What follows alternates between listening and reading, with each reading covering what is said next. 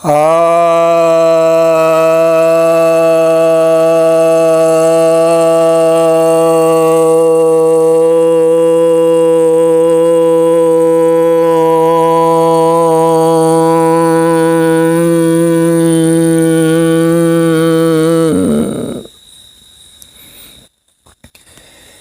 सभी भक्तजनों को सब प्रेम नमन। भक्तों, आज मैं आपको श्रीमद् भगवद गीता के दूसरे अध्याय के 44वें श्लोक पर प्रवचन सुनाने जा रहा हूँ। भगवान कहते हैं, श्री भगवान उवाच भोग ऐश्वर्य प्रसक्तानां तया फलचेतसां व्यवसायत्मिका बुद्धिः समाधो न विधीयते। अर्थात जो लोग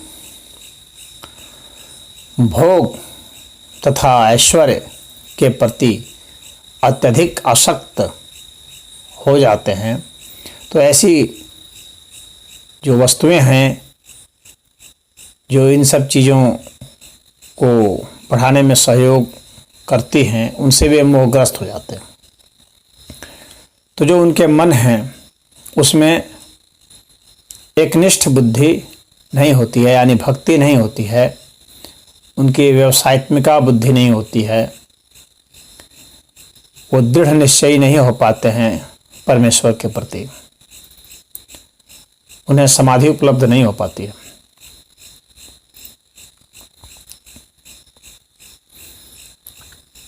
तो यहाँ पर जो है पहला है भोग ऐश्वर्य प्रसक्तानां। भोग और ऐश्वर्य,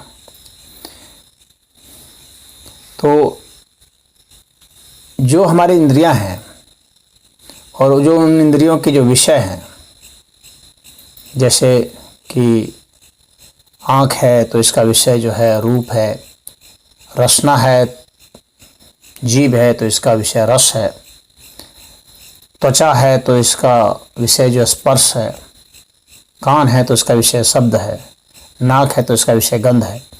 तो ये जो 5 विषय हैं और इसके अलावा जो मन है,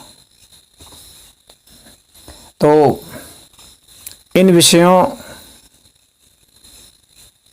से संबंधित जो वह अनुकूलता चाहता है, जैसे कि शरीर को आराम मिले, मान प्रतिष्ठा मिले, पद मिले और जो सुंदर सुंदर वे दृश्य देखना चाहें या वस्तु हासिल करना चाहें, वे सब उसे प्राप्त हो इन इंद्रियों से संबंधित, तो ये जो है भोग कहलाते हैं। और इन भोगों के लिए जो पदार्थ इकट्ठे किए जाते हैं, रुपया है, पैसा है, कई संसाधन हैं, मकान बनाए जा रहे हैं और वाहन है, ये सब क्या, ये सब ऐश्वर्य कहलाते हैं। तो जिनकी बुद्धि इसमें हो जाती है, मोहग्रस्त हो जाती है, तो यहाँ पर लिखा हुआ है तया अपहृत चेतसाम। तो यहाँ जो बताया गया है कि उनकी जो चेतना है वो अपहृत कर ली जाती है, उनका अपहरण हो जाता है। और ऐसे लोगों को जो भोग और ऐश्वर्य में ही लगे रहते हैं, ऐसे लोगों को भगवान ने आगे के अध्याय में हम देखेंगे कि उनको असुर कहे, जो सोचते हैं कि भोग और ऐश्वर्य ही एक चीज़ है, उसी में लगे रहो। असुर जो शब्द है यह असुर से बना है। असुर मतलब होता है प्राण। तो प्राण को जो बचाए रखना चाहते हैं तो वो असुर हो गए, और प्राण को बचाए रखने के लिए वे कुछ भी करने के लिए तैयार होते हैं। और ये इस शरीर को, इस मन को बचाए रखने के लिए, पदार्थों में लगाए रखने के लिए वे तैयार होते हैं। ऐसे असुर लोग होते हैं। तो ये भोगना चाहते हैं, अपने इंद्रियों के विषयों को ये भोगना चाहते हैं, स्वर्ग को भोगना चाहते हैं। इसलिए अब जो कथाएं हैं तो उसमें आप सुनेंगे, पढ़ेंगे कि असुरों ने कब्जा कर लिया स्वर्ग पर। तो वे कब्जा करना चाहते हैं, चढ़ाई करना चाहते हैं, इंद्र को हराना चाहते हैं। और ये इंद्र क्या है, वो भी भोगी है, वो वहाँ का राजा है। इंद्र यानी इंद्रियों का राजा, जो हमारे हमारे जो इंद्रियां हैं, आँख, नाक, कान, त्वचा, ये सब जो इंद्रिय है, और इसका राजा कौन है? मन। तो यह जो मन है वह इंद्र है, इंद्रियों का राजा है। तो यह जो असुर हैं वे वहाँ कब्जा करना चाहते हैं, बार बार इसलिए हमला करते हैं। तो भोग ऐश्वर्य प्रसक्ता नाम दया फरचेतसाम। और भगवान वहाँ कहते हैं अन्य अध्यायों में, जैसे कि 16वें अध्याय में उन्होंने कहा है कि काम भोग परमायतावती निश्चितः, यानी जो काम को भोग करना चाहते हैं वे सोचते हैं कि यही परम है, और इस तरह से वे निश्चित होते हैं, यानी उनकी बुद्धि उसमें निश्चित होती है। जैसे साधकों की बुद्धि परमात्मा में निश्चित होती है, मोक्ष में निश्चित होती है, निर्वाण के लिए वो प्रयासरत होते हैं, तो उनकी बुद्धि निश्चित होती है। उसी तरह से असुरों की बुद्धि भी निश्चित होती है कि वे जो है काम और भोग को चाहते हैं। उनको सुंदरी चाहिए, सुरा चाहिए, और धन चाहिए, जमीन चाहिए, सत्ता चाहिए। तो ऐसे लोग जो हैं असुर कहलाते हैं। तो वे मानते हैं कि काम का जो भोग है वही परम है। तो ये आसुरी संपत्ति वाले होते हैं। ये सब अन्यायपूर्वक भी धन इकट्ठा करते रहते हैं। अन्यायीन अर्थ संचयान, भगवान ने कहा है कि अन्यायपूर्वक अर्थ का संचय करते रहते हैं। तो जितने समाज में आप देख रहे होंगे कि लोग धन इकट्ठा कर रहे हैं, अन्यायी लोग हैं, अन्याय कर करके दूसरे का छीन के, ठग के, धोखा दे करके, लूट के, घूस ले करके, ये सब जो कर रहे हैं ये सब क्या है? असुर है। इसलिए सभी असुर है। और इससे और इन सब चीज़ों से आदमी पाता क्या, अंत में हासिल क्या करता है? कुछ नहीं, एक लत, उसे एक लत मिलती है। और क्या? शराब को पिएगा, लत ही हासिल करेगा। तो अपने जो ये जो इस भौतिक ऐश्वर्य की चरम अवस्था पर जब वो पहुंचेगा तो सिर्फ लत और रोग पाएगा और कुछ नहीं पाएगा, और कुछ होता ही नहीं है। और वहाँ जब पहुंचेगा तो उसको अंत में लगेगा कि यह जिंदगी एक धोखा है। जो लोग धन कमाने के पीछे दौड़ रहे हैं, पागल हो गए हैं, तो वो क्या पाएंगे उसके? अगर उनकी चरम अवस्था में जाएंगे तो वहाँ क्या पाएंगे? अत्यधिक परिश्रम पाएंगे, अत्यधिक भय पाएंगे, संपत्ति को बचाने का भय, और संपत्ति को बनाए रखने के लिए अत्यधिक परिश्रम, और संपत्ति को बढ़ाने के लिए अत्यधिक परिश्रम। तो अत्यधिक परिश्रम, अत्यधिक भय, ये दो चीज़ पाएंगे पक्का।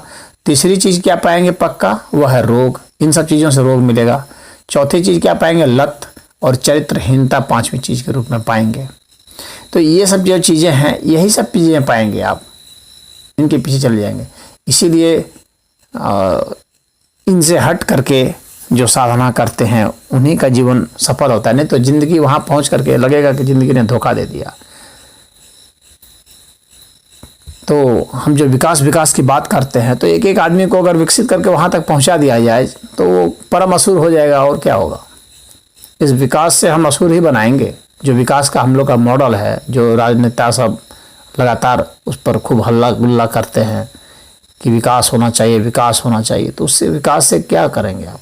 वाहन दे देंगे सबको, घर बना देंगे बड़े बड़े, और उनको फ्रिज, टीवी, कूलर, पंखे और यही सब चीज़ें दे देंगे। इनके प्रति जो उनकी आसक्ति है भोगने की, तो ये उनको असुर बनाती है। और इससे वो एक कुछ नहीं, बीमारी पाएंगे, लत पाएंगे, डर पाएंगे, अवसाद से ग्रस्त हो जाएंगे, चिड़चिड़े हो जाएंगे, यही सब पाएंगे और कुछ नहीं पाएंगे। तो भोग ऐश्वर्य प्रसक्ता नाम दया फरचेतसाम व्यवसायत्मिका बुद्धि। तो ऐसी बुद्धि जो निश्चित नहीं हो पाती है परमेश्वर के प्रति, समाधो न विधीयते, उन्हें समाधि नहीं लगती है, उन्हें परमात्मा की प्राप्ति नहीं होती है।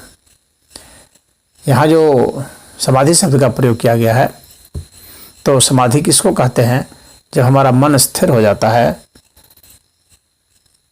आत्मा में या परमात्मा में, तो समाधि होती है।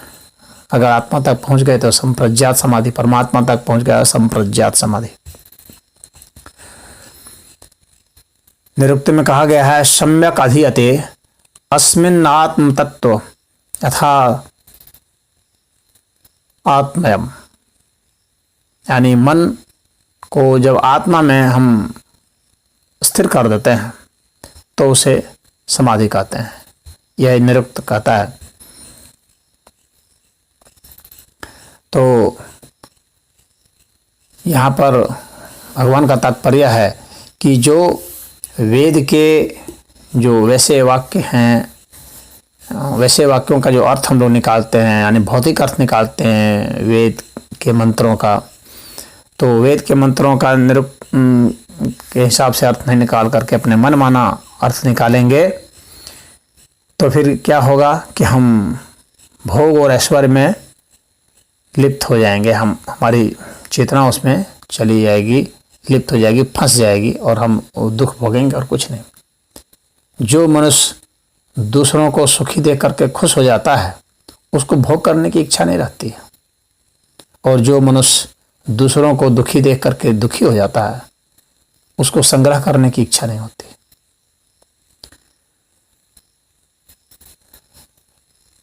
तो हम इस तरह से दूसरों से अपनी संवेदना को जोड़ करके हम उसे सीख ले सकते हैं।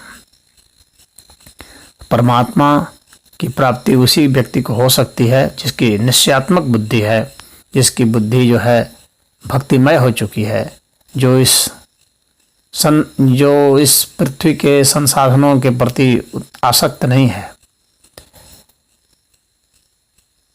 और अपने कर्मों को, अपने विचार को, अपने भाव को, सभी को परमात्मा को समर्पित करते रहते हैं। ऐसे लोग ही समाधि को प्राप्त होते हैं। तो यहाँ समाधो न विधीयते लिखा हुआ है कि ऐसी बुद्धि वाले जो भोग में आसक्त हैं वे समाधि को प्राप्त नहीं होते हैं। वो तो पशु पक्षी जो हैं, जो कीट पतंगे हैं, कीड़े मकोड़े हैं, वे सब भी जो संसाधनों को खाते रहते हैं, अपनी आबादी बढ़ाते रहते हैं। तो आबादी बढ़ाते रहने से क्वालिटी थोड़ी बढ़ जाएगी।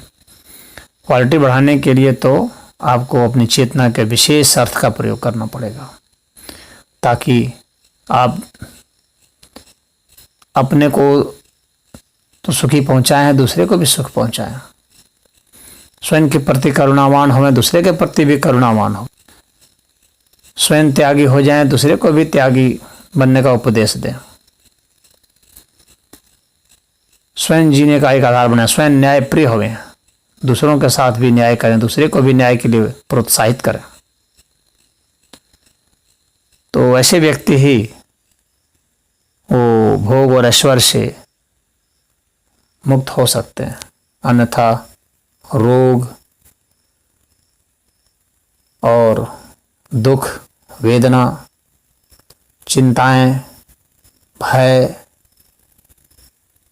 और व्यसन, यही सब उनकी जिंदगी की उपलब्धि।